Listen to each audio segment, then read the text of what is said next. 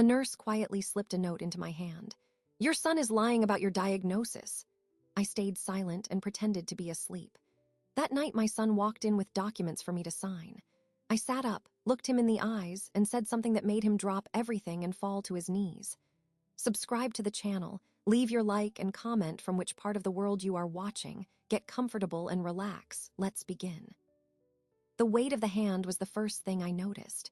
Not the pressure of the blood pressure cuff on my arm or the cool stethoscope disc against my skin. This was a different kind of pressure. Nurse Grace's hand, warm and firm, closed around mine as she adjusted the blanket. Her fingers pressed, then lingered. When she pulled away, the crumpled corner of a paper slip remained in my palm. My fingers closed over it automatically. The machine beside me beeped a steady rhythm. I kept my eyes on the ceiling tiles, counting the perforated dots as I had done for weeks. The door clicked shut behind her. The house settled into its new, heavy silence. Only then, with my hand under the sheet, did I unfurl my fingers. It was a small square, torn from a larger sheet. The handwriting was swift, the letters all capitals, done in blue ballpoint pen. "Your son is lying about your diagnosis." I read it once, then again. The words did not change. The hum of the air conditioning unit under the window seemed to grow louder. The beep of the monitor marked time. I felt the paper's edge sharp against my skin. I closed my hand again, making a tight fist around the message. The world did not tilt. It did not spin. It simply went very, very still. The sterile scent of antiseptic wipes, the faint lavender from a sachet on the dresser, the metallic taste of my own mouth, all of it sharpened into a single, painful point of awareness. Marcus had told me I had a degenerative neurological condition. He said the doctors at the hospital used complex terms, but it boiled down to a gradual decline. My muscles would weaken. My mind would fog. He said it was a miracle I was home at all, that he had fought to bring me here for palliative care. He showed me paperwork, official-looking documents with stamps. He spoke in a soft, sorrowful voice about making me comfortable, about managing my affairs, about timelines. I believed him. He was my son, my only child. The boy I raised after his father died, the man I put through business school. I believed the fatigue that anchored me to this bed. I accepted the pills he brought, which made the days soft at the edges and the nights a blank void. I believed the tremors in my hands were a symptom, not a side effect. I believed I was dying a slow death. The note in my hand said I was living a slow lie. I did not cry. I did not gasp. A strange, cold clarity washed over me, pushing the medication haze aside like a curtain. This was not grief. It was humiliation. A deep, private shame that my own flesh and blood saw me as an obstacle to be managed, a resource to be liquidated. The trust I had placed in him curdled in my stomach. I heard his key in the front door then. The familiar sound of his polished shoes on the hardwood floor, a rustle of plastic bags. He was always bringing things, smoothies, new pillows, magazines I could no longer focus on. "Mom, you awake?" His voice was cheerful, a practiced brightness. I slid the note under my thigh, against the mattress. I let my eyes fall half shut, the way they often did. "I'm here, Marcus." He appeared in the doorway, smiling. Handsome in his crisp shirt, his tie loosened after a day at the office. He carried a small paper bag. "Look what I found. Those butter cookies you like from the European market. Thought we could have some with tea later." "That's kind of you," I said. My voice was the same faint, weary tone I always used. He came to the bedside, his shadow falling over me. He looked down with an expression of concerned affection. He brushed a strand of hair from my forehead. His touch made my skin prickle. "How are you feeling today? Any stronger?" "About the same," I murmured. "Tired."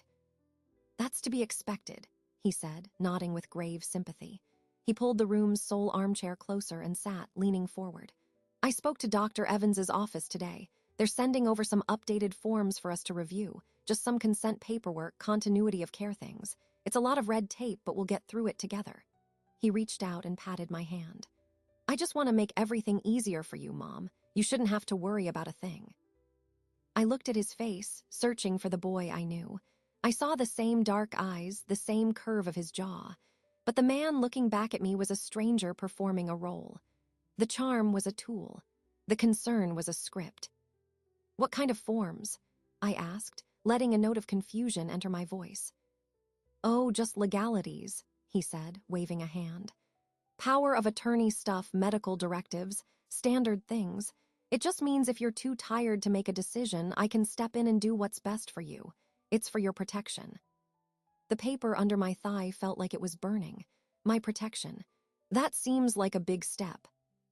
"It is," he agreed, his tone soothing. "But it's the responsible step. We have to be practical. With your condition, we need to plan ahead. I've been handling the bills, the house stuff anyway. This just makes it official, saves you the stress." He smiled again. "We'll go over it slowly, no rush, maybe in a day or two when you're feeling up to it." I held his gaze for a moment, then let my eyes drift away, as if the effort was too much. "If you think it's best." "I do," he said, and I heard the satisfaction in his voice, poorly concealed. He thought he was being subtle. He thought I was already gone. "I always have your best interests at heart, you know that." I did not answer. I looked past him at the family photo on the dresser. It showed the three of us, me, Robert, and a 10-year-old Marcus at the beach, all of us laughing. A lifetime ago. "I'm going to fix you some soup," Marcus said, standing up. "You need to keep your strength up. Rest now." He left the room, whistling softly. I listened to his footsteps recede down the hall, then the sounds of cabinets opening in the kitchen. The normalcy of it was a grotesque pantomime. Slowly, carefully, I retrieved the note. I smoothed it out on the sheet. "Your son is lying about your diagnosis." One sentence, 7 words. It was a key slid into the lock of my prison. Nurse Grace had risked her job to pass it to me. She had seen something. She had known something was wrong. I looked at the medical equipment around me. The stand for the IV I no longer received, the blood oxygen monitor on my finger, the bottle of pills on the nightstand. All props in Marcus's play. All tools to sell me my own helplessness. The humiliation began to recede, replaced by something else. Something solid and quiet. It was not anger yet. Anger would come later. This was the first click of a mechanism engaging. This was assessment. He thought I was weak. He thought my mind was as frail as he had made my body seem. He thought I would sign my life away with a trembling hand. I folded the note into a tiny, tight square. I needed a place to keep it. My eyes scanned the room, the tissue box, the Bible on the nightstand, the drawer where my hairbrush was kept. None were safe.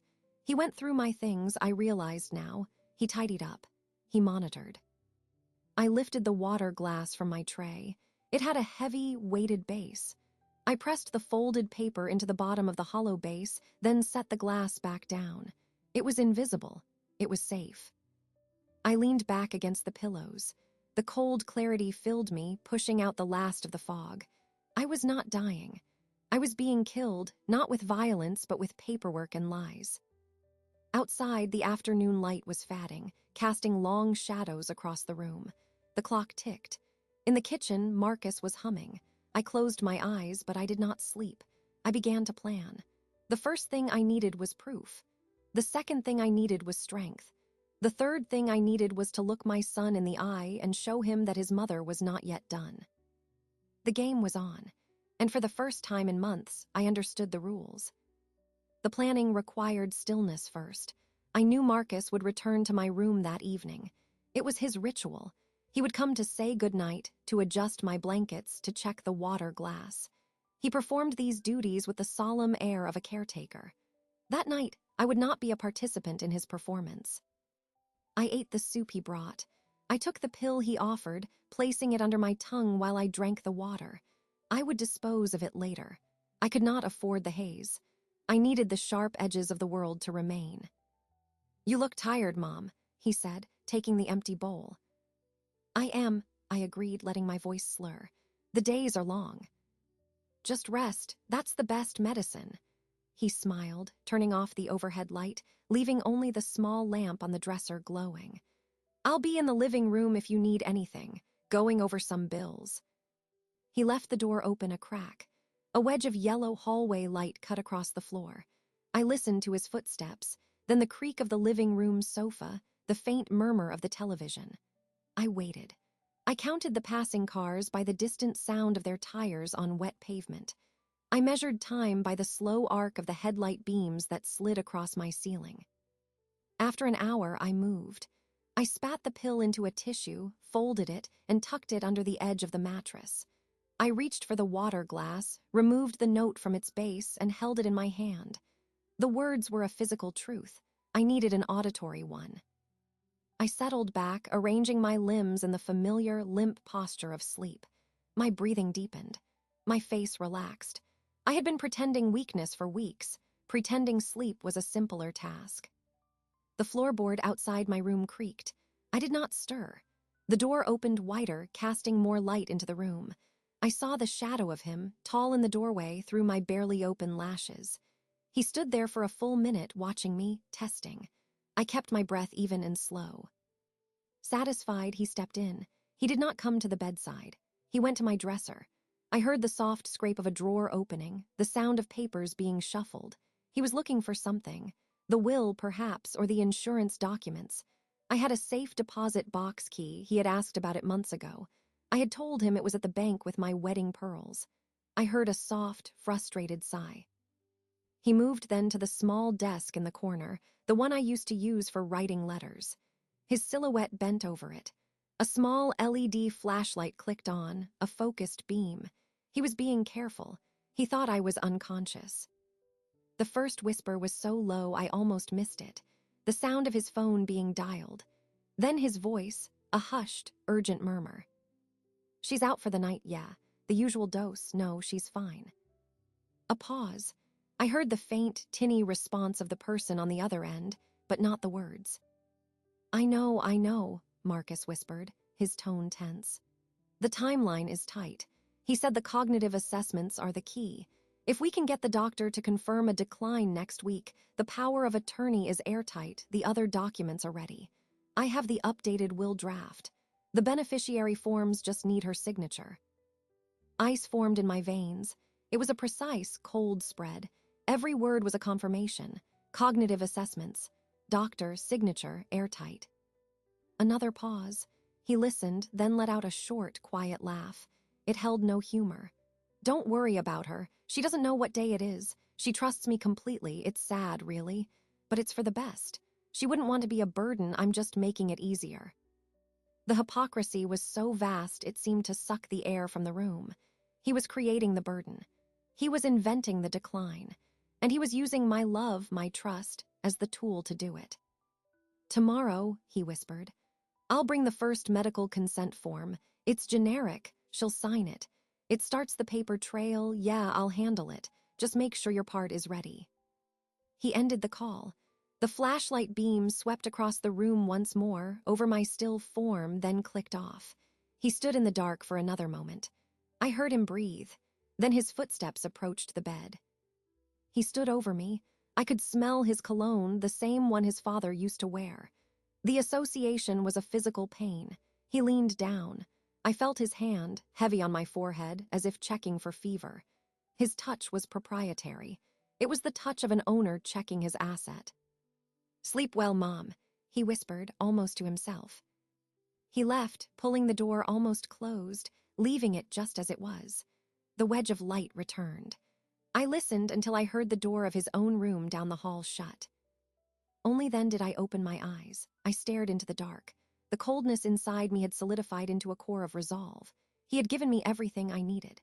The plan was not just a suspicion. It was a schedule. He had a collaborator, someone at the doctor's office, perhaps. They were building a paper trail. They were using medical authority to lend credibility to the lie. The power of attorney was the goal. It was the master key to my life, my finances, my home, my medical decisions. I thought of the real me, Eleanor Vance, former head librarian at Jefferson High School for 28 years. The woman who had balanced the budget for the library annex, who had organized community fundraisers, who had navigated school board politics. I had analyzed complex texts, managed inventory systems, and taught countless teenagers how to research. I was a person who understood systems. I understood paperwork. Marcus saw a frail, dying woman. He saw the shell I had become under his chemical and psychological siege. He did not see the mind inside, waking up. He did not see the librarian assessing the source material, cross-referencing the evidence, and beginning to outline a new strategy. The rage was there, a dark pool beneath the ice, but I would not dip into it yet. Rage was messy. It was impulsive. It would make me shake, and I could not afford to shake. I needed steady hands. I pushed back the covers. The room was cool. I placed my feet on the floor. The carpet was soft under my soles. I stood, holding the bedpost for balance. A true weakness from the inactivity and the residual drugs trembled in my legs, but it was a physical thing. It could be fought. I took a step, then another, towards the window. I looked out at the quiet street. My street. The house I bought with Robert, where we raised our son.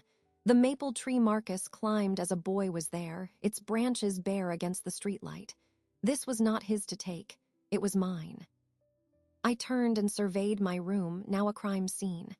The bed was the centerpiece, the dresser with the rifled drawers, the desk where he had plotted. I was the witness, gathering testimony. I returned to bed. The note was still in my hand. I got up again, went to the bookshelf on the far wall. My old dictionaries and reference books stood there, dusty. I selected the massive Oxford English Dictionary. I opened it to near the middle to the word perfidy. I placed the note there, closed the book, and slid it back into place. No one ever opens a dictionary. Lying back down, I rehearsed what I had heard. Cognitive assessments, power of attorney, paper trail, signature. My course was set. I had committed to the investigation. The first phase was complete. I had confirmed the conspiracy from his own mouth. The next phase required evidence I could hold. It required an ally. I looked at the digital clock. 11:47 p.m. Nurse Grace would return at 7:00 a.m. for the day shift. I had to be ready. I had to be the perfect, fatting patient. And I had to find a way in the few minutes we had alone to speak. The morning arrived with the sound of a key turning in the front door lock. Marcus had left for work early, mentioning a big meeting. He'd brought me toast and tea, his manner brisk and efficient. He reminded me that Nurse Grace would be here soon and that he'd be home late. I'd nodded with vacant appreciation. The moment the door closed behind him, the atmosphere in the house shifted. The silence was no longer oppressive. It was a workspace. At precisely 7, I heard her car door shut. A moment later, her key, the one Marcus had provided for the home care agency, turned in the lock. Her footsteps were lighter, quicker than his. "Good morning, Alina," Grace called out, her voice warm and normal as she entered the room. She carried her nursing bag and a small cooler for medications. "Good morning, Grace," I said, my voice still weak from disuse. I was propped up against the pillows, watching her. She set her things down and began her usual routine, her movements practiced and gentle. She checked my vitals, noting them on a digital tablet. She asked about my night, about any pain. I gave my usual vague answers, but my eyes held hers a second longer than necessary. I gave a slight, deliberate nod towards the bathroom door. Her professional smile didn't falter, but her gaze sharpened. She gave an almost imperceptible nod in return. "Let's get you freshened up," she said, her tone unchanged. "A wash-up will make you feel better."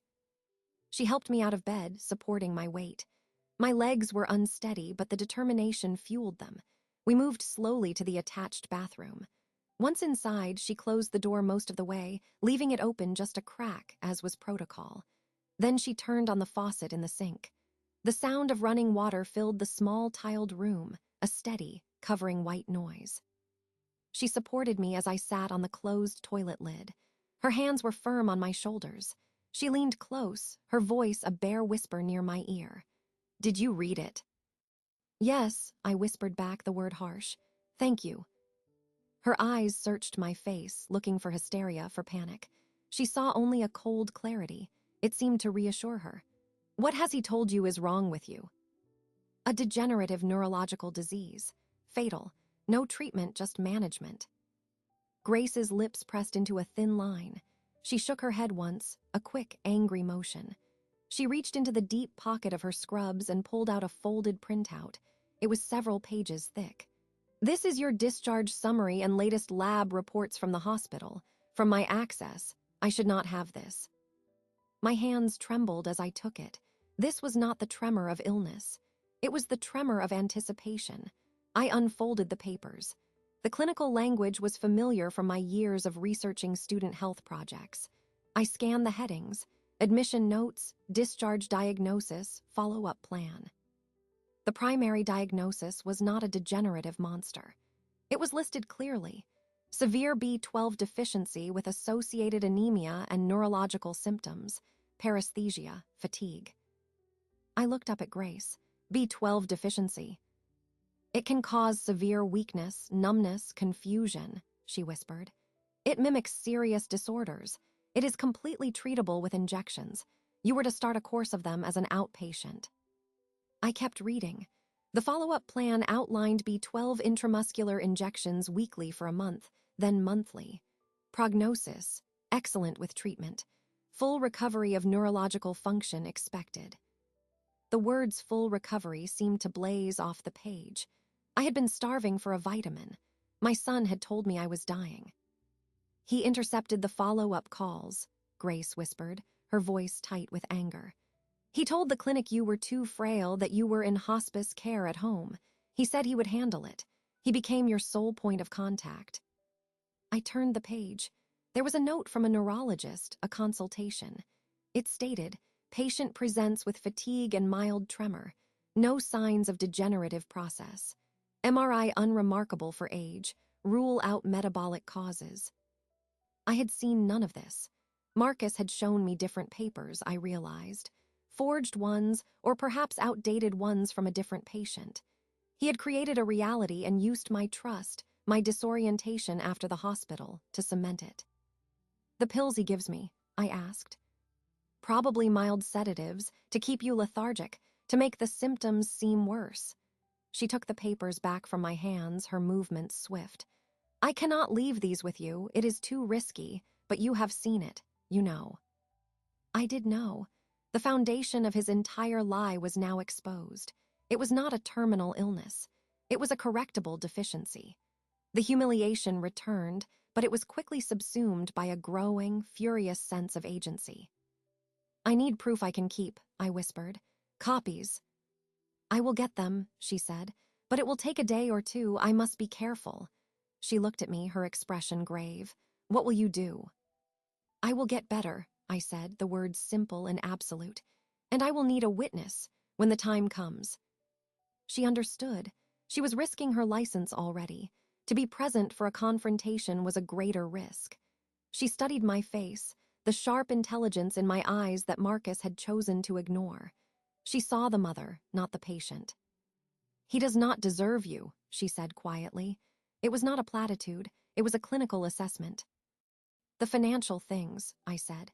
The legal papers, I need to find them. She nodded. You must be strong, physically. You must start fighting the lethargy. Refuse the extra pills when you can. Hide them. Eat everything. When I am here, we will do small exercises. Your muscles are weak from bed rest, not from disease. It was a nurse's prescription. It was a battle plan. We had a silent alliance, forged in the quiet space between the truth and a lie, with the sound of running water covering our conspiracy. She helped me wash my face and hands. The cool water felt shocking, clarifying. As she toweled my skin dry, I spoke again, my voice low. The consent forms, he is bringing one soon. Do not sign anything, she said, her tone urgent. No matter what, pretend weakness, confusion, but do not sign. I have no intention of signing, I said. A faint, grim smile touched her lips. She helped me stand, and we walked back to the bed. The journey felt different. The room was the same, the medical equipment still present, but they had transformed. They were now artifacts of a crime in progress. I was no longer their subject. I was their investigator. Grace went about the rest of her duties, her manner once again purely professional. But now there was a new layer. A glance as she fluffed my pillow meant solidarity. The firm pressure of her hand on mine as she checked my pulse meant asterisk strength. When she left hours later, the house did not feel empty. It felt charged. I had a diagnosis. I had an ally. I had a target.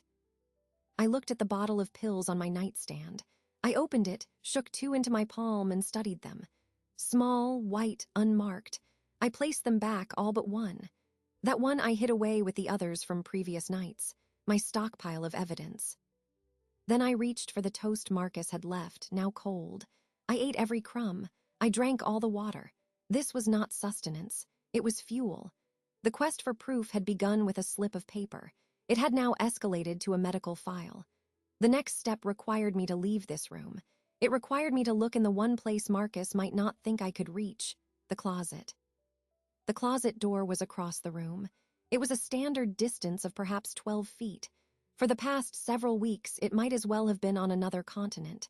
Now, it was the only destination that mattered. Grace had left. The house was empty.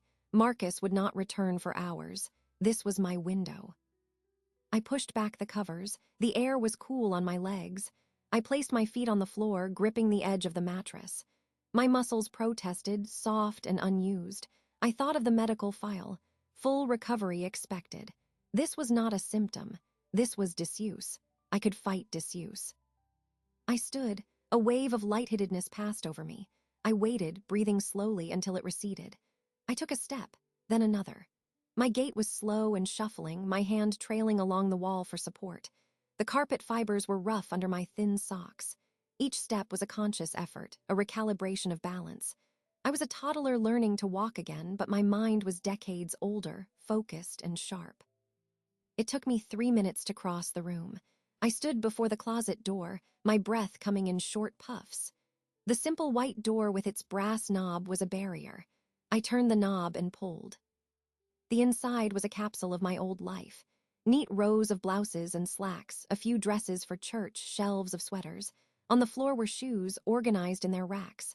At the back, on the upper shelf, was a series of cardboard boxes. One was labeled taxes, another photos, a third Robert. The one I wanted was plain, unmarked. It contained what Marcus would call the important papers. The shelf was high. I would need to reach up. I looked around the room and saw the small, padded bench at the foot of my bed. It was not heavy.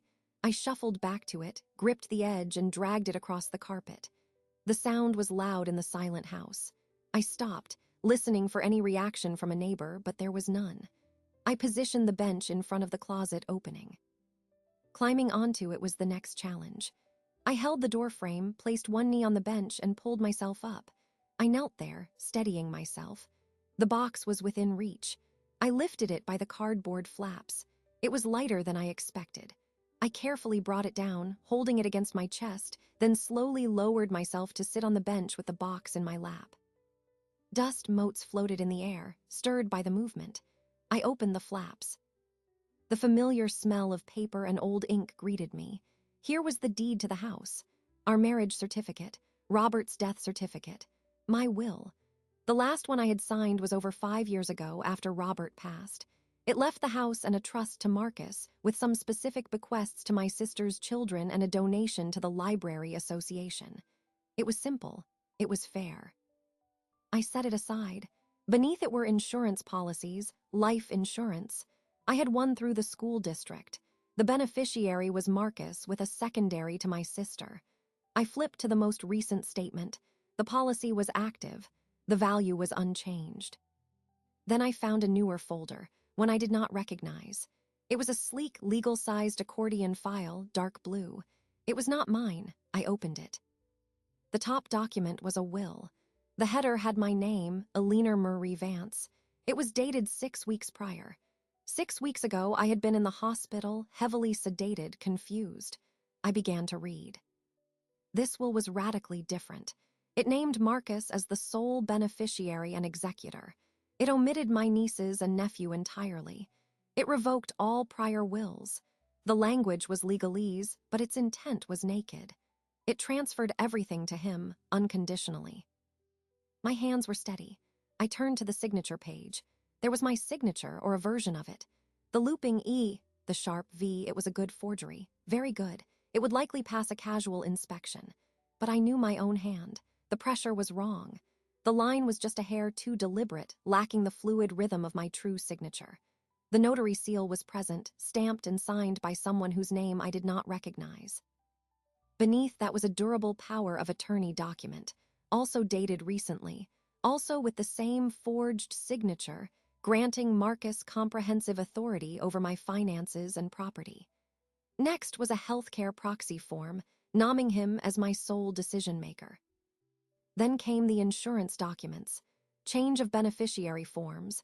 These were not copies, they were originals, ready for filing. Each one had my name typed, and again, that skilled, fraudulent signature transferring full death benefits to Marcus Vance. The secondary beneficiary was blank. At the very bottom of the file was a single sticky note in Marcus's handwriting. It read, "File after POA is certified. Timeline, 30 days post-signature." I sat on the bench in the closet doorway, the cold cardboard box in my lap, the damning blue folder open. The physical struggle was forgotten. The slight tremor in my hands was gone. A profound chill settled in my bones, deeper than any illness. This was the motive laid bare. It was not just about control. It was about conversion. He was not just pretending I was sick. He was constructing a legal framework to strip me of everything upon his command. The forged will, the powers of attorney, they were the tools to make my disappearance from my own life official, irreversible, and profitable. He had not waited for me to die. He had begun the process while I still breathed. The cognitive decline was the story he would tell the lawyers, the doctors, the court, to explain why I had suddenly signed everything over to him. He was creating a narrative, and these papers were the plot points. I took the blue folder out of the box. I placed the old, true will and the original insurance documents back inside. I closed the flaps. I stood, with more strength than I had felt in weeks, and returned the cardboard box to the high shelf. It was evidence, but it was not the weapon I needed. The blue folder was the weapon, and it was in my possession. I stepped down from the bench and dragged it back to its place at the foot of the bed. Then I walked, with firmer steps, to my desk. I opened the bottom drawer, where I kept unused stationery and old greeting cards. I slid the blue folder beneath a thick layer of fancy letter paper and unused journals. It was hidden in plain sight, in a place he would never think to look because he thought I no longer wrote letters. I returned to my bed. The journey back was quicker. My heart was pounding, but not from exertion. It was from the cold, clean adrenaline of discovery. I had the medical truth from Grace. Now I had the financial truth from the closet. The two parts of his scheme were now in my hands. I looked at the clock. I had 2 hours before Marcus would likely call to check in. I needed to be in bed, appearing weak. I needed to be the woman he believed me to be. I lay down and pulled the covers up. My mind was not resting. It was assembling. The forged signature was his mistake. It was the flaw in his plan. He could mimic my hand, but he could not mimic my will. He could not mimic my knowledge. The game had shifted. I was no longer just gathering evidence. I was now in possession of his playbook. I knew his next moves. He would bring the first consent form soon to test the waters to get me used to signing. He thought he was reeling in a fish. He did not know the fish had teeth, and had just studied the schematics of the hook. I prepared for his visit as if it were a performance. I arranged my limbs in a languid pose against the pillows. I practiced making my gaze slightly unfocused. I placed the water glass with its hidden base within easy reach. The forged blue folder was safe in the desk, but its presence hummed in the back of my mind, a low frequency of betrayal. He arrived earlier than usual, carrying a tray. I heard the ice cubes clinking in the glasses before I saw them. "I made you real sweet tea, Mom," he announced, his voice buoyant. "The kind you used to make with the mint leaves." He set the tray on the nightstand. He helped me sit up, propping pillows behind me. His movements were careful, attentive. He handed me a glass. The condensation was cool against my fingers. I took a small sip. It was perfectly sweet, the mint a fresh note. The taste was a memory of better days, now weaponized as a tool of nostalgia. "That's very good, Marcus. Thank you." He pulled the armchair close, sitting with his own glass. He looked at me with what he must have believed was sincere affection. "You seem a little brighter today." "Do I?" I let my voice waver. "It comes and goes, the fog, it's hard." His expression softened with practiced sympathy. "I know it is. That's why I want to help, to take every burden off your shoulders." He leaned forward, elbows on his knees. I brought something I mentioned. It's nothing to worry about, just a formality. He reached into his briefcase, which he had placed by his feet, and extracted a single sheet of paper clipped to a clipboard. He handed it to me, along with a pen. "What is it?" I asked, letting my hand shake slightly as I took it. "It's a standard medical consent form for continued care. It just authorizes the home care agency and the doctors to share information with me and lets me make minor care decisions on your behalf when you're not feeling sharp. It streamlines everything." His tone was soothing, logical. "It's for your own good, so there are no delays if you need something." I looked down at the paper. The title was bland: "Consent for Coordination of Care and Limited Authorization." The text was dense, in small font. To a tired, sick woman, it would be an impenetrable wall of legalese. To a former librarian, it was a map. I let my eyes drift over the paragraphs, pretending to struggle. I focused on the key sections. It did authorize information sharing, but it also contained a clause, buried in the middle of a long paragraph, that referred to the designated agent being granted authority to approve and execute any and all documents pertaining to the patient's medical and financial well-being for the duration of care. The phrase "any and all documents" was the hook. It was vague enough to be dismissible, but broad enough to be used as a stepping stone. The signature line waited at the bottom. My name was already typed beneath it.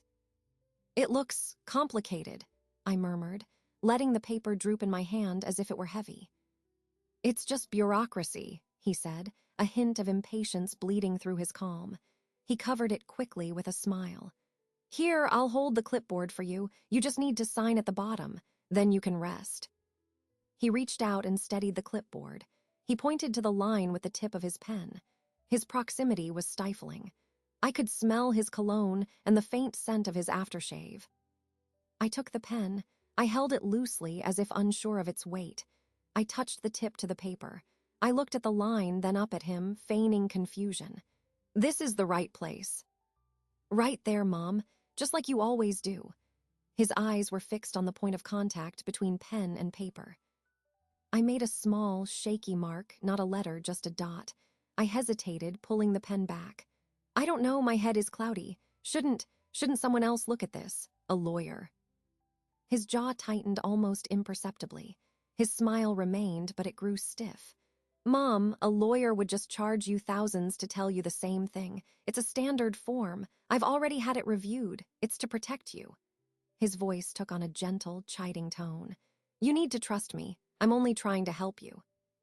The manipulation was so transparent, it was almost an insult. He was using my supposed cognitive fog against me, positioning any hesitation as a symptom, not a reasonable caution.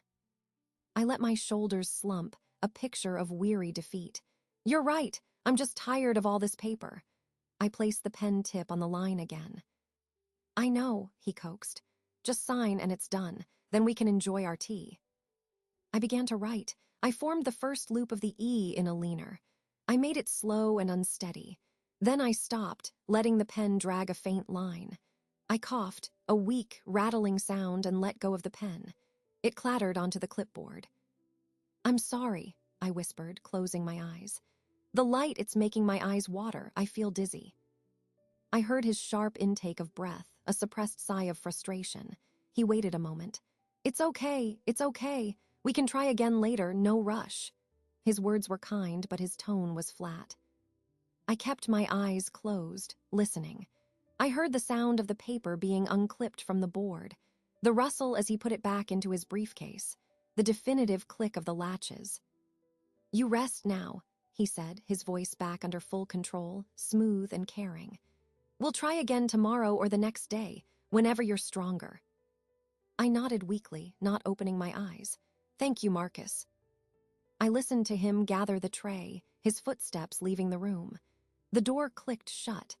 I waited until I heard the distant sound of him in the kitchen, washing the glasses. Then I opened my eyes. There was no dizziness, no cloudiness. My vision was clear. The pen had never touched the signature line in any meaningful way. I had seen the weapon. I had held it in my hands. It was not just a consent form. It was a test. He was probing my compliance, my residual strength. Today, I had shown him just enough resistance to be believable, but not enough to alarm him. I had been the confused, frail mother, wary but ultimately pliable. He would be back with it. He would be more persuasive next time. Perhaps he would bring the doctor he had mentioned on the phone to add pressure.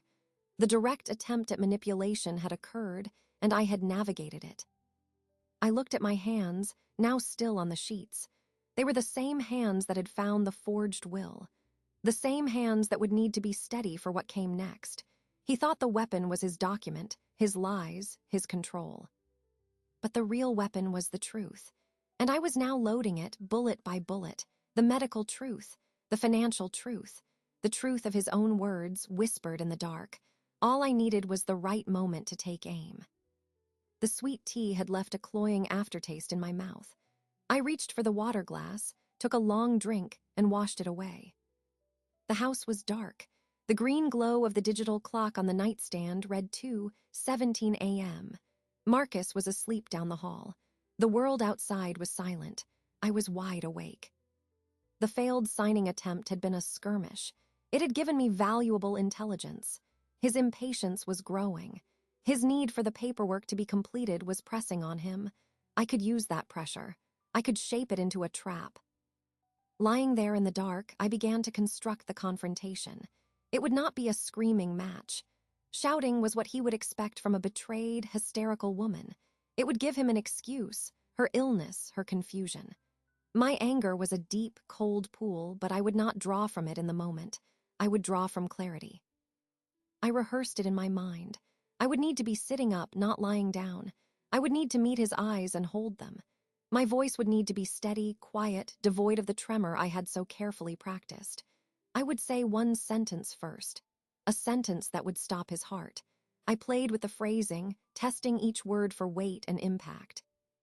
Then I would present the evidence, not all at once but in sequence. The medical truth, the financial forgery. I would speak not to wound him but to dismantle him, to show him that every layer of his scheme had been catalogued and understood. The vengeance would not be in my rage, but in my calm, in the utter, devastating removal of my trust. But a plan required more than a speech. It required logistics. It required a witness, and it required a safety net. When Grace arrived that morning, the sky was a dull gray. I had practiced my movements in bed, tightening my leg muscles, rotating my ankles. The weakness was still there, but it was becoming a familiar obstacle, not an immutable state. Her routine was the same. Vitals, questions, gentle encouragement. When we moved to the bathroom for my wash-up, the running water again covered our words. "He brought a form yesterday," I whispered, my back to her as she laid out a towel. "Did you sign it?" "No," I pretended dizziness. He put it away. He was frustrated. I turned to face her. "It's time, Grace. I cannot wait for him to bring a doctor or to force the issue. I need to control the when and the where." She nodded, her professional mask firmly in place, but her eyes were alert. "What do you need?" "I am going to tell him I am ready to sign. I will ask him to bring all the documents tomorrow night. Everything he needs to make things easier." She understood immediately. "You are setting a meeting." "Yes, and I need you here." A flicker of fear crossed her face. "I cannot be part of a family argument. My job." "It will not be an argument," I said, my voice low and firm. "It will be a presentation of facts. I need a witness. A medical professional who can attest to my mental state at that moment. To confirm I am lucid, that I am not coerced, that I am making a conscious choice." She was silent, weighing the risk. I did not push her. The choice had to be hers. "What will you do?" she asked finally. "I will revoke any authority he has. I will expose the forgeries. I will likely ask him to leave my home. I need someone present who can, if necessary, call for help.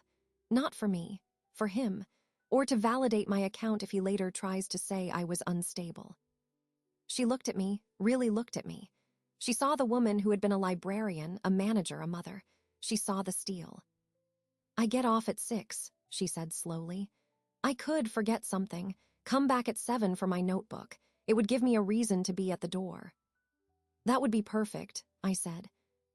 "And you will need this." She reached into her scrubs pocket and pulled out a small, slim voice recorder, the kind used for lectures.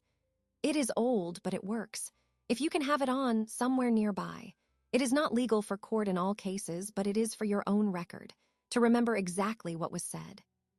I took the device. It was cool and light in my hand. Thank you, Grace. There is one more thing, she said. She wrote a name and number on a piece of paper towel. This is the direct line for the hospital's patient advocate. Her name is Linda. If things go wrong, you call her. She is a pit bull. She knows me. She will believe you. I memorized the number, then folded the paper and tucked it into the waistband of my pajamas. The recorder went into the other hand. We will do the exercises today, Grace said, her voice returning to a normal volume. You need to be able to sit up without help for a long time. You need to look strong. The rest of her shift was spent in quiet preparation. She helped me sit on the edge of the bed, supporting my back until my core muscles engaged. We worked on my posture. She taught me a breathing technique to steady my voice. It was not nursing care. It was training. When she left that afternoon, the plan was solid in my mind. The strategy was set. The pieces were in motion. I was no longer reacting to his schemes. I was orchestrating my own. I spent the remaining daylight hours refining the script in my head. I visualized the room. I visualized his face when his smile froze. I practiced the exact tilt of my head, the level of my gaze. I placed the voice recorder in the top drawer of the nightstand, beneath a box of tissues, with the record button facing out for easy access. The anger was still there, but it had been compartmentalized. It was fuel, not fire. It would power me, but it would not control me. As dusk fell, I felt a strange calm. The anxiety of the hunted was gone. I was the hunter now, and the trap was baited with the one thing he desired above all else, my surrender. All that was left was to issue the invitation, to lure him in with the promise of everything he wanted. He would come eagerly, clutching his briefcase full of lies, and I would be waiting, armed with nothing but the truth, a nurse's witness, and the devastating calm of a mother who has finished grading her son's final, failing test.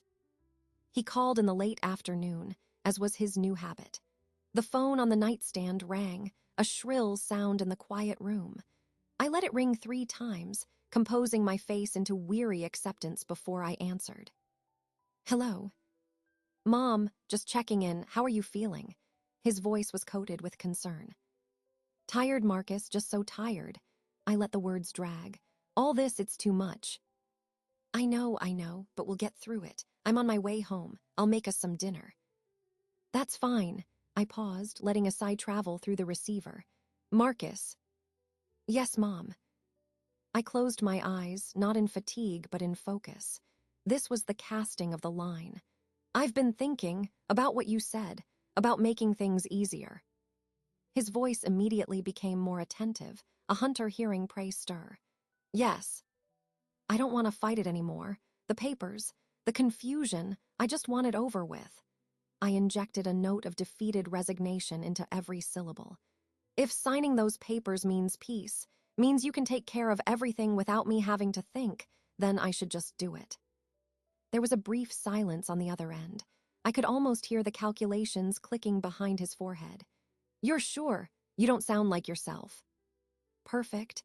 He was probing for my lucidity, but from the wrong angle. He was looking for instability, not stability. I'm sure I'm tired of being a burden, I said, a slight quaver entering my voice. You're my son. I should trust you. All this worry is making me sicker. That did it. The mention of making me sicker played directly into his narrative. Mom, you're not a burden, but if you're ready, it would simplify everything. For your care. I am ready, let's just get it done. I coughed, a weak sound. But I don't want to do it piece by piece. It's too hard. My mind can't hold on to it. What do you mean? Bring them tomorrow. All the papers you need me to sign. Bring them all at once. We'll sit here and I'll sign them and then it will be finished. No more dragging it out. I let my voice grow faint. I just want to rest without this hanging over me. Another pause, longer this time. I pictured his face, the struggle between caution and greed. Greed won. It always would. Okay, he said, the word rich with suppressed triumph. If that's what you want, we can do it tomorrow night. I'll bring everything home from the office. Thank you, Marcus. I made sure I sounded relieved. Tomorrow night, then. Tomorrow night. I'll make it easy for you, I promise, just a few signatures. Then you can relax. We hung up. I placed the receiver back in its cradle with precise control. The trap was set. The bait had been swallowed whole. When he arrived home, his mood was noticeably lighter. He moved through the house with a spring in his step. He hummed while making chicken soup, the same tune he used to hum as a boy doing homework. The irony was a bitter taste I ignored. He brought the soup to my room on a tray. He was solicitous, helping me sit up, adjusting the pillows. You seem better tonight, he observed, watching me sip the broth. I feel a little clearer, I said, offering a small, wan smile. Maybe it's just knowing we have a plan to end all this hassle. That's probably it, he agreed, his own smile wide and genuine. For him, it was. Stress is terrible for recovery. We ate in what he must have believed was a companionable silence. I listened to the sounds of the house, the hum of the refrigerator, the tick of the hall clock. This was the last night the silence would be this kind. Tomorrow, it would be shattered by truth. I have everything prepared, he said, breaking the quiet. He couldn't help himself. I'll bring the whole packet tomorrow. The care consent, the financial authorizations, the updated will, it's all in order. You won't have to worry about a thing after tomorrow. An updated will? I asked, feigning vague curiosity.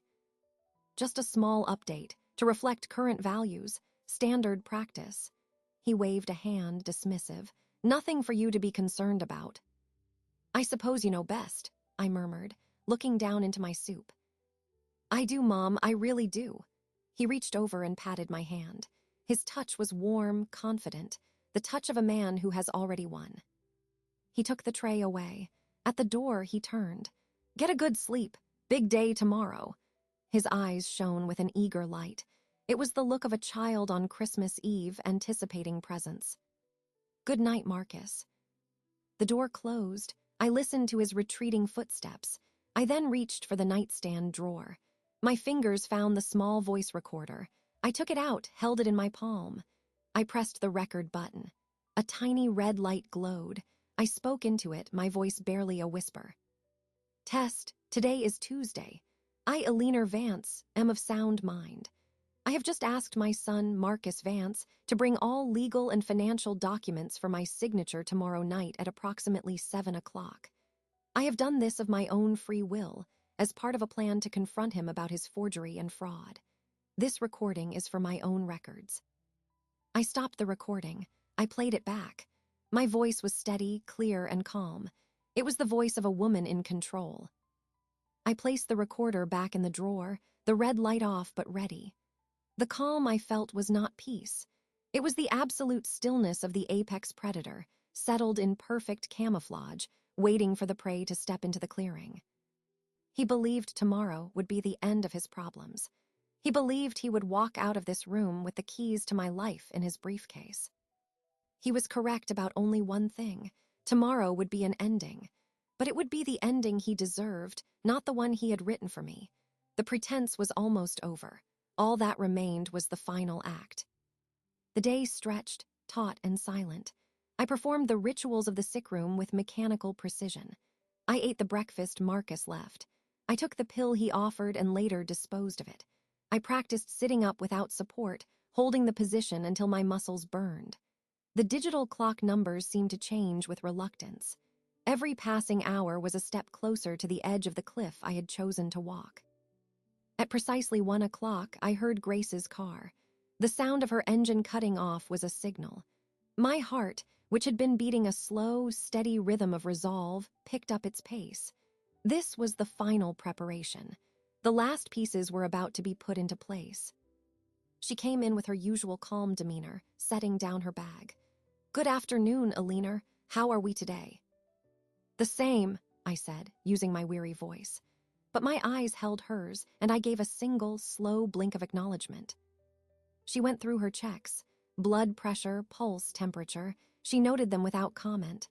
Let's get you moved a bit, help with circulation. She helped me to the edge of the bed. As she bent to adjust my socks, her head was close to mine. Her voice was a breath. "Is it tonight?"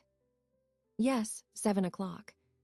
She gave a slight nod, her hands continuing their work on my slippers. "I will be back at 7:15. I will ring the bell. If everything is calm, I will say I forgot my notebook. If it is not, I will say I am checking on a medication alert. I will be your witness." "Thank you, Grace."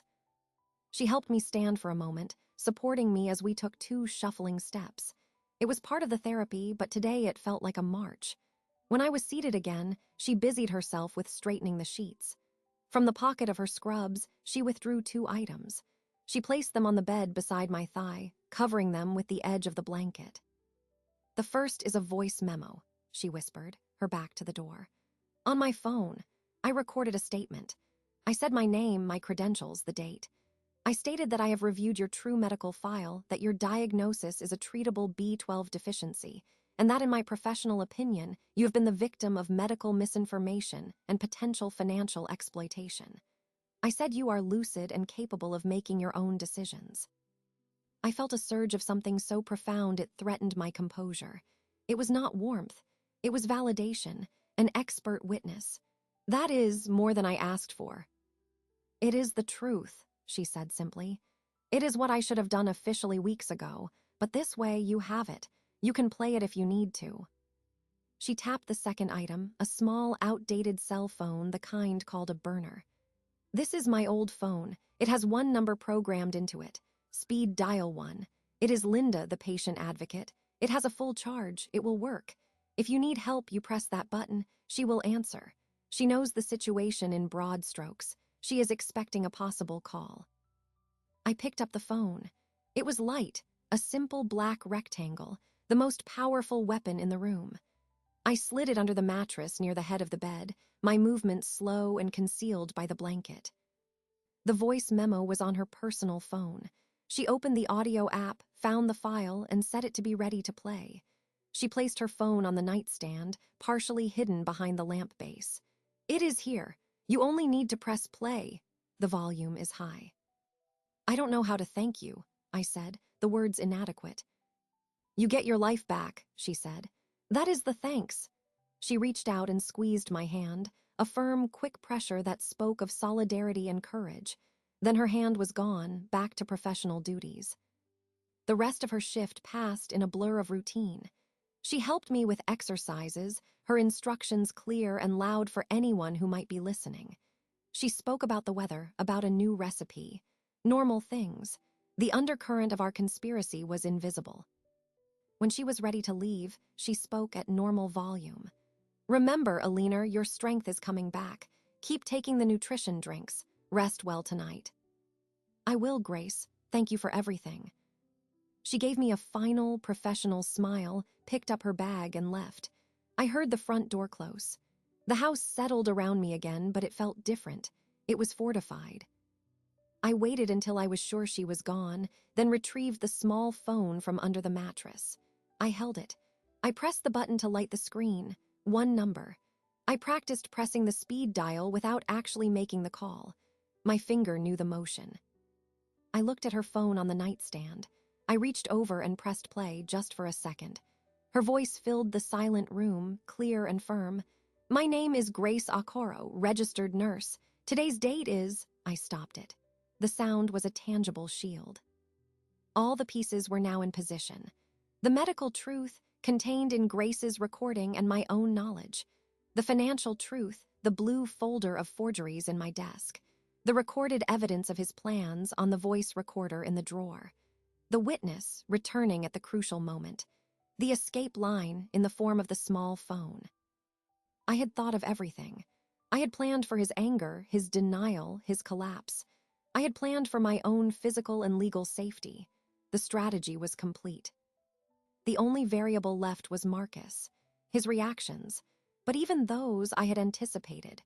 Greed, when confronted, first denies, then rationalizes, then crumbles. I had seen it in students who cheated, in colleagues who cut corners. I knew the pattern. I spent the last hour before he was due home in silent rehearsal. I did not move from the bed. I conserved every ounce of energy. I visualized the scene. I felt the words in my mouth. I steadied my breathing. At 6:45, I reached into the nightstand drawer.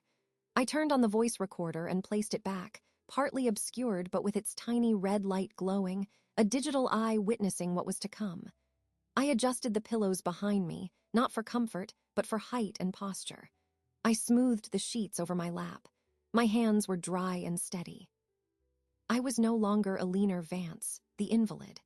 I was Eleanor Vance, the librarian, the executor of her own estate, the mother about to deliver the hardest lesson of her life. The headlights of his car swept across the wall as he pulled into the driveway. The engine cut off. A car door opened and shut. Footsteps on the walkway, the key in the lock. He was here, and he was carrying the briefcase that held the lies he believed would set him free. I took a final, deep breath and let the calm settle over me like armor. The preparation was over. The confrontation had arrived. The front door opened and closed. His footsteps were brisk, purposeful. I kept my eyes half closed, my breathing even. The briefcase handle creaked as he carried it. "Mom, you awake?" He appeared in the doorway, his suit jacket off, shirt sleeves rolled up. He held the briefcase like a trophy. "I'm here," I murmured. "Good, let's get you set up." He placed the briefcase on the armchair and came to the bedside. He leaned over, slipping an arm behind my shoulders. "Let me help you sit up a bit more. You need to be comfortable for this." I allowed him to maneuver me, to adjust the pillows. I let my body remain limp, a dead weight. He was breathing lightly with the effort. When he was satisfied, he stepped back and smiled. It was a smile of imminent victory. "There, that's better." He fetched the briefcase, placed it on the bed beside my legs, and clicked open the latches. The sound was loud in the quiet room. He withdrew a thick stack of documents, neatly clipped together, and a sleek black pen. "Now I've organized everything in order," he said, his voice taking on a soothing, explanatory tone, as if addressing a child. "We'll start with the medical consent, then the financial power of attorney, then the updated will. You just sign where I've placed the yellow tabs. It's very simple." He held the first document out to me. He held the pen in his other hand, offering it. The pen hovered in the space between us. I did not take it. I did not look at the paper. I moved my hands from my lap and placed them palms down on the mattress on either side of my hips. I pressed down. I engaged the muscles in my back, my core, the muscles Grace and I had been strengthening for days. I did not use his help. I straightened my spine, slowly, deliberately, until I was sitting upright under my own power. The posture was regal. It was the posture of the woman who had sat at the head of the library desk for 28 years. I lifted my head and looked at him. The change was immediate. His solicitous smile faltered. His eyes, which had been fixed on the signature line, flicked up to my face. He saw my expression. It was not confused. It was not weary. It was clear, focused, and utterly calm. "Mom," the word was tentative, a probe. I held his gaze. I let the silence stretch for 3 full seconds. The air in the room grew dense. Then I spoke. My voice was not the faint, quavering instrument I had used for weeks. It was my own voice, low, steady, and resonant in the quiet room. "Look at me, Marcus." The command was quiet. It was not a request. It was an instruction. He froze, the pen stopped hovering, his arms slowly lowered. The confident facade began to crack, revealing confusion beneath. What do you mean? Are you feeling all right?" "I am feeling clearer than I have in months," I said, each word precise. "Look at me. Do I look like a woman with a degenerative, fatal neurological disease?" His mouth opened, then closed. His eyes darted, looking for an escape route, finding none. "I don't, the doctors said." "The doctors said I have a severe B12 deficiency," I stated, cutting him off. My voice was flat, factual. "It is treatable with injections. The prognosis is for full recovery. I have seen my medical file." The color drained from his face. A sheen of sweat appeared on his upper lip. Who showed you that? That's a mistake. You're confused." "I am not confused." I reached to the nightstand, my movement sure and smooth. I picked up Grace's phone. I pressed play. Grace's voice filled the room, professional and unequivocal. My name is Grace Okoro, registered nurse. Today's date is, in my professional opinion, based on a review of the official medical records, Alina Vance is suffering from a treatable B12 deficiency, not a degenerative condition. She is lucid and capable. I stopped the recording. The silence that followed was deafening. Marcus stared at the phone as if it were a venomous snake. His breath came in short pants. She's lying. She's just a nurse. She doesn't understand. She understands forgery, however, I said. I leaned over, opened the drawer of my nightstand, and took out the blue folder. I placed it on top of his stack of documents. This was in my closet. It contains a new will, power of attorney forms, and beneficiary changes, all dated recently, all bearing my signature. I opened it to the signature page of the will and held it up. This is a very good forgery, but it is not my signature. The pressure on the downstroke is wrong. The loop on the V is too tight. I looked back at him. You forged my name, Marcus. You committed fraud. He took a step back, as if physically pushed. The pen fell from his hand and rolled across the bedspread. No, you were sick. You asked me to handle things. I did not ask you to make me a prisoner in my own bed. I did not ask you to drug me with sedatives. I did not ask you to lie to me about dying. My voice remained level, but each sentence landed like a hammer blow. I heard you on the phone, talking about timelines, about cognitive assessments, about making it airtight. His composure shattered. His face crumpled.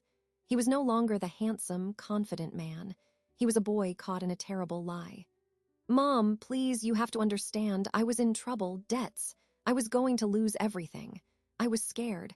I thought if I could just get things in order, I could fix it. I could take care of you better after. After you legally owned everything I have, I finished for him. After you had the power to commit me to sell my home, to decide if I lived or died. That is not care. That is theft. That is predation. He shook his head, tears springing to his eyes. They were tears of panic of being caught.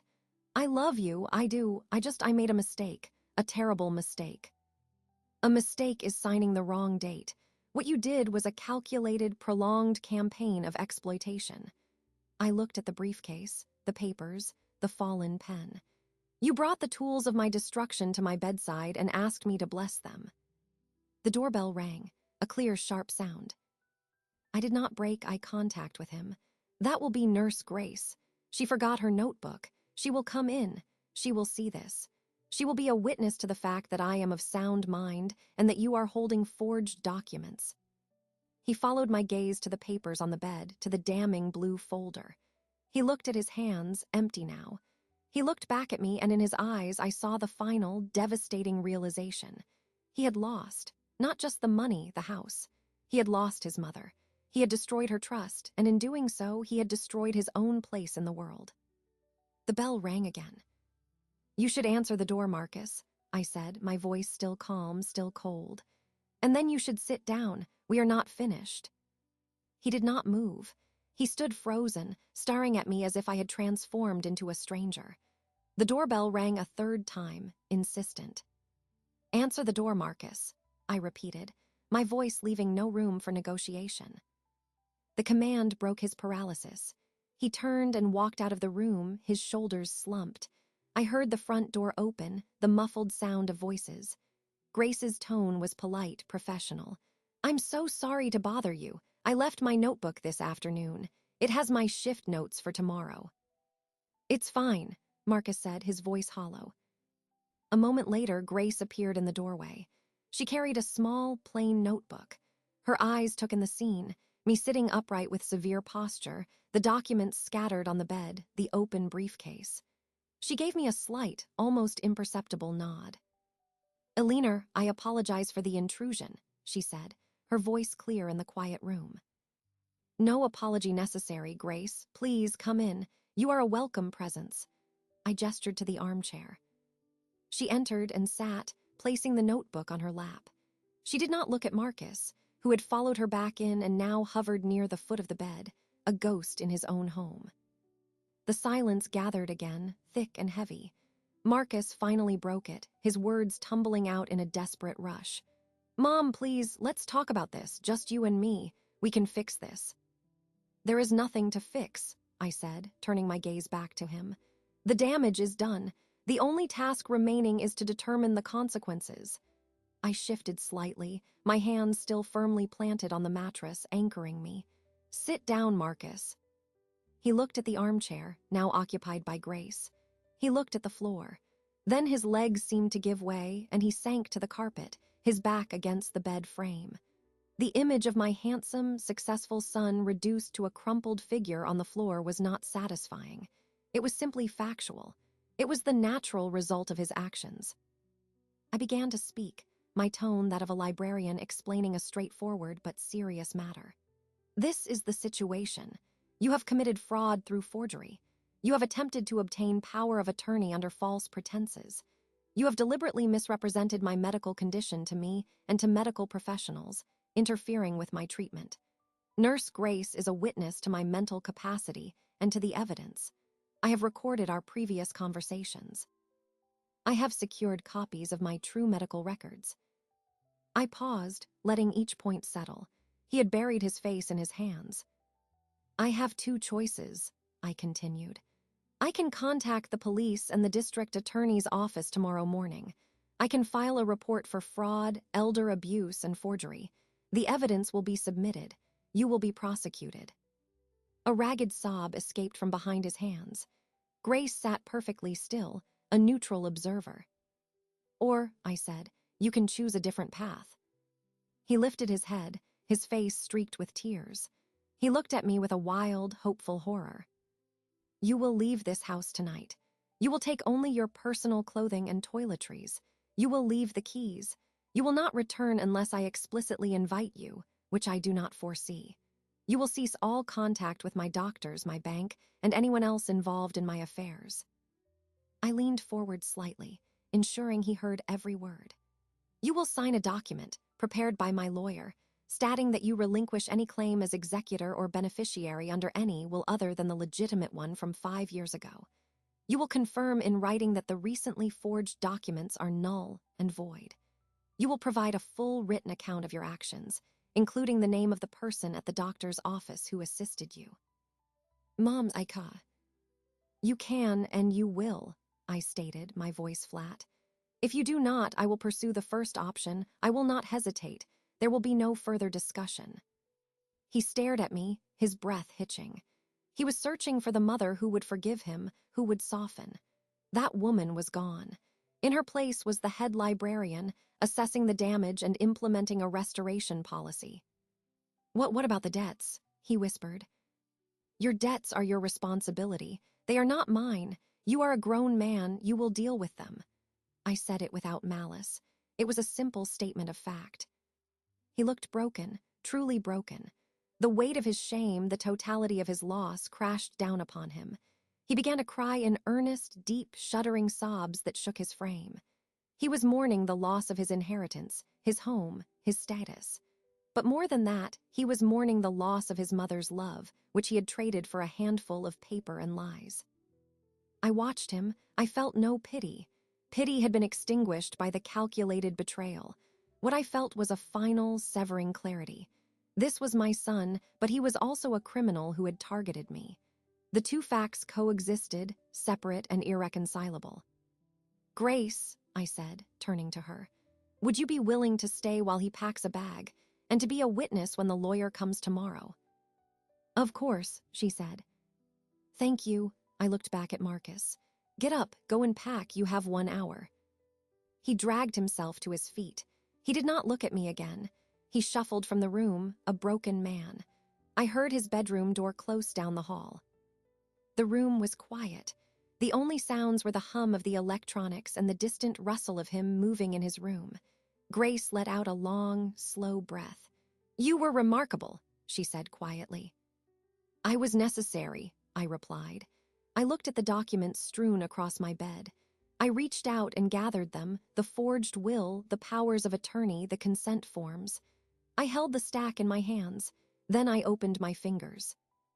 The papers fluttered to the floor, a soft, whispering cascade. They settled around the base of the bed, meaningless now. The sound of falling paper was the sound of his scheme ending. I looked at Grace. Tomorrow, I will call my lawyer. Then I will call the clinic and schedule my B12 injections. She smiled, a real smile this time. That is an excellent plan. I settled back against the pillows, the authoritative posture relaxing into one of weary relief. The battle was over. The victory was not sweet. It was quiet. It was the reclaiming of a room, a house, a life. It was the silent signature of a mother who had signed her own name, not on a lie, but on a new, difficult truth. From the hallway came the sound of a suitcase zipper. Then, eventually, the front door opening and closing. A car engine starting, fatting away. I was alone in my house again, but I was no longer a prisoner in it. I was its keeper. And for the first time in a very long time, the silence felt like my own.